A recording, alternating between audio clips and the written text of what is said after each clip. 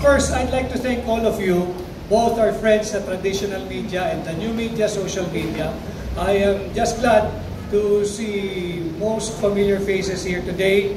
And I hope you will be one in our advocacy in championing, especially for this midterm election. Let's put good, honest, principled people both in the Senate and in the House of Representatives that can be our effective opposition and serve as a check and balance to the many excesses, abuses, most especially graft and corruption being committed in our midst. We owe it to each and every one of us. Mga Pilipino tayo. And most especially, we owe it to the Filipino youth. Pag hindi po tayo nagbigkis-bigkis at hindi tayo magtrabaho sa ikatutino ng gobyernong ito, baka wala na pong abutin yung mga kabataan natin ngayon.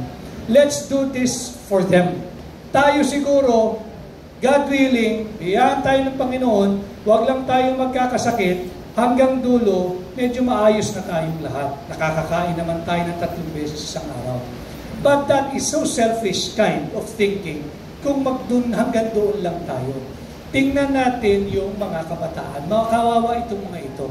Let's not allow it. Let's not permit it. Again, the top 3 issues hounding our country and hounding this administration is corruption, corruption, and more corruption. Let's not allow it. Huwag tayong pumayag. We know what is at stake in this midterm election.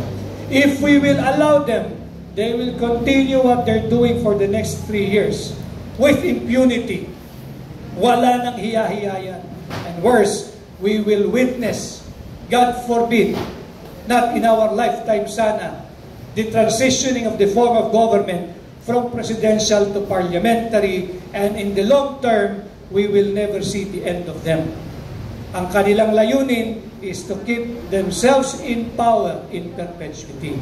So wag ho tayong pumayag at magtulong-tulong tayo. I know it's a tough fight, but sabi ko nga ho kanina, nagsisimula bilang isang bulong na wala namang sinlakas o hindi sinlakas ng isang hiyaw.